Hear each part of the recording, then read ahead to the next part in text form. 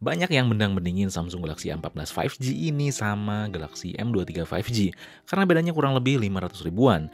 Ponsel itu sebenarnya nggak pakai teknologi hardware baru ya, mau dari chipset sampai aspek lainnya. Dan ini dia 5 alasan buat nggak beli Samsung Galaxy A14 5G. Oke, di sini Fadil, langsung aja kita review.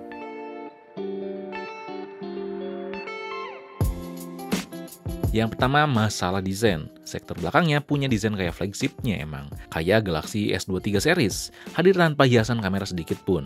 Tapi yang bedain adalah tekstur back covernya ini. Ada tekstur bergaris kecil halus gitu ya, yang bikin enak gripnya ya. Tapi gampang banget buat kotor ya, karena debu dan lainnya tuh gampang nyempil di sela garis. Lalu ponsel ini punya ukuran layar 6,6 inci ya, dan ini adalah ponsel 6,6 inci yang paling sulit buat digenggam. Khususnya dalam keseharian ya, karena cukup tebal dan ngadopsi frame yang mengotak. Nggak kotak banget emang, si framenya tuh sedikit melengkung, tapi tetap aja ya buat dipegang keseharian pakai satu tangan ini tuh nggak nyaman. Tapi ada nilai plusnya ya ketika dipakai gaming. Punya desain tebal dan frame kayak gini tuh enak ya grip genggamnya. Masalah performanya gimana nanti kita bahas di poin lain. Nah, kalau kalian biasa pakai dua tangan sih enak ya, walau plastik ini tuh cukup sesek ya, nggak ringkih. Feedback getarnya tentu ya masih standar, nggak nyaman di sini. Lalu urusan sensor sidik jari ini emang cukup kecil ya si space-nya. Untungnya pembacanya tuh cepet, termasuk si face unlock-nya. Dan terakhir yang saya suka, walaupun ini ponsel tuh nggak dibeliin rating tahan air dan debu, di slot SIM-nya tuh udah ada pelindung karet, yang artinya Samsung tetap memperhatikan masalah perlindungan tanpa rating resmi IP. Dulu Samsung jarang banget ya nyempilin karet di slot SIM gini di ponsel 4 jutaan ke bawah. Oh, dan si slot SIM-nya ini punya triple slot ya, dual SIM yang misah dengan si slot micro SD-nya. Lalu yang kedua tuh ini bukan AMOLED. Buat saya ini oke banget gitu, alhamdulillah. Samsung masih bisa menggunakan PLS LCD ya di ponsel tahun 2023 ini. Atau kalau misalkan kalian nggak tahu PLS LCD, ini tuh IPS ya. Nggak usah khawatir green line lah, burn in, atau masalah lainnya di sini. Yang dimana sebagai bayarannya kita nggak bisa disuguhin warna yang kontras dan tajam.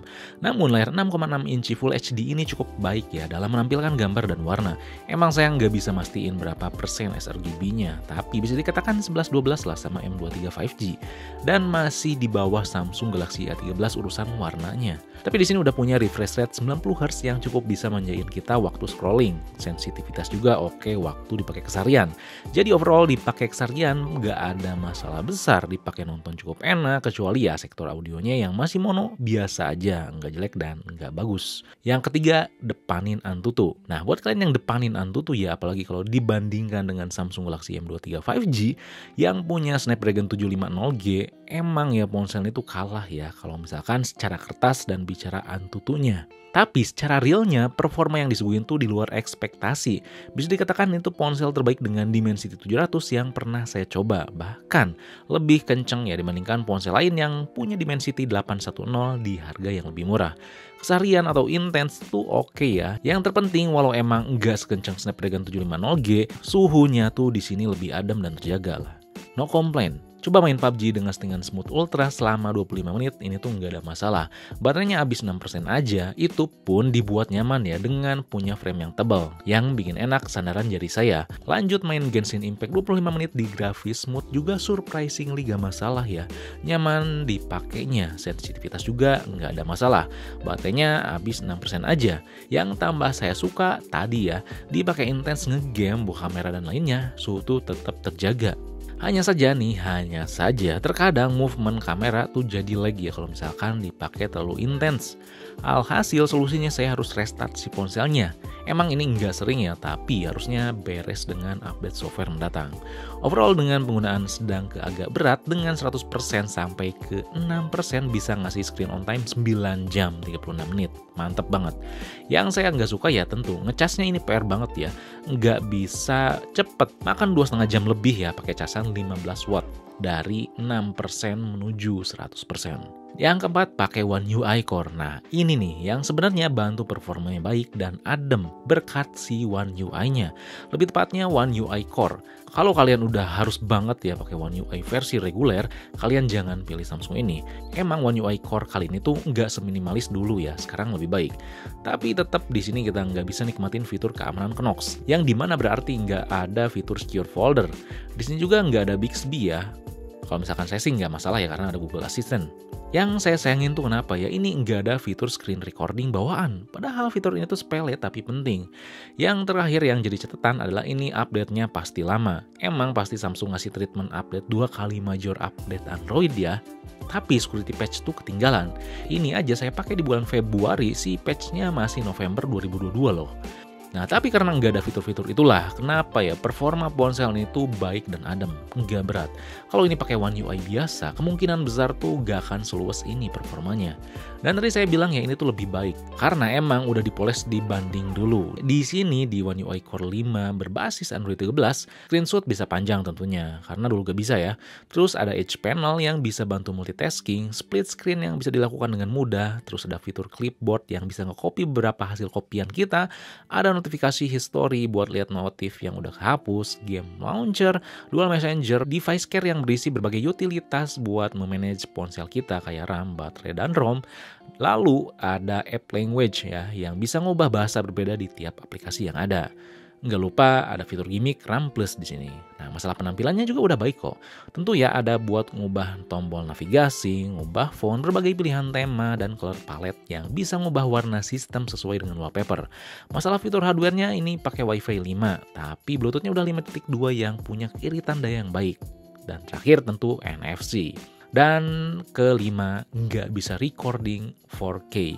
Yap, karena keterbatasan kemampuan chipsetnya, nggak kayak M23 ya, ini tuh nggak bisa ngerekam 4K videonya. Waktu lakuin perekaman video pun, kita nggak bisa pindah-pindah lensa ya. Hasil perekamannya di sini tuh menyajikan detail yang kurang ngigit, karena di sini Samsung melakukan cropping. Padahal resolusinya mentok di 1080p aja. Alhasil ya, perekaman tuh walaupun stabil, detailnya menjadi korban.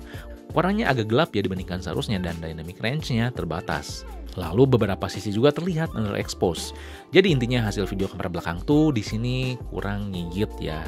Ada yang lebih baik lah di harganya ini. Kalau kamera depannya sih udah oke ya, karena kamera depannya tuh nggak di crop sama Samsung. Jadi detailnya baik, warnanya pas, pencahayaannya oke. Dynamic range-nya emang standar ya, tapi tetap ya saya lebih suka hasil kamera depannya dibandingkan kamera belakangnya, walaupun kurang stabil.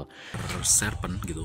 Tapi yang ini sih udah oke. Tapi kalau misalkan di backlight nggak terlalu overexpose, tetap oke lah di harganya. Dan kalau misalkan kita dipakai jalan lumayan stabil, oke lah gitu. Oke. Nah, tapi untuk foto ini bisa dikatakan cukup harus diperhitungkan. Emang iya sama kayak videonya, urusan dynamic range-nya tuh masih terbatas.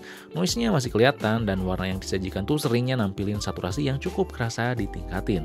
Tapi komposisi lainnya cukup bisa menutupi ya, sehingga kita bisa melihat gambar yang ditangkapnya tuh udah oke.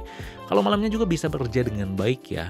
Dan ternyata mode malamnya nggak gimmick. Bisa meminimalisir noise dengan baik, warna yang ditangkap tuh bisa tajam tapi nggak lebay, dan detail juga ikut keangkat ya dengan pas. Urusan hasil foto selfie-nya sih cukup bagus di harganya.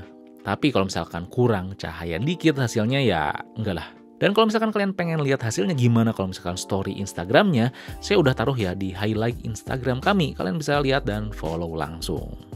Jadi kalau kalian nggak masalahin 5 poin tersebut, ponsel itu sangat layak buat dimiliki ya. Poin terberat yang agak kurang serja buat saya ada di sektor fisik sebenarnya. Yap, ergonominya tuh kurang ya. Tapi selebihnya dengan experience yang diberikan, harganya yang oke, apalagi kalau kita beli di toko non-official Samsung, ada di kisaran 2,6 sampai 2,7 jutaan ini tuh layak buat dimiliki. Emang ada kerasa bayang-bayang si Galaxy M23 5G yang saya suka. Yang kerasa bangetnya tuh di sektor ergonomi desain dan perekaman video yang lebih baik. Tapi di sini kita dapat sebuah manajemen suhu yang lebih baik dan dukungan update Android-nya yang 1 kali lebih panjang dibandingkan Galaxy M23 5G. Urusan video emang nggak bisa dijagoin ya, tapi urusan foto ini cukup solid ya di harganya, walaupun ada beberapa hal yang kurang tadi. Oke, jadi sekian aja ya review Samsung Galaxy A14 5G kali ini. Kalau misalkan ada yang ingin tanyakan, kalian bisa tulis komen di bawah. Dan jangan lupa juga buat like, share, subscribe Fixme, lalu nyalain lonceng notifikasinya biar gak ketinggalan video berikutnya. Oke, di sini Fadil, peace out.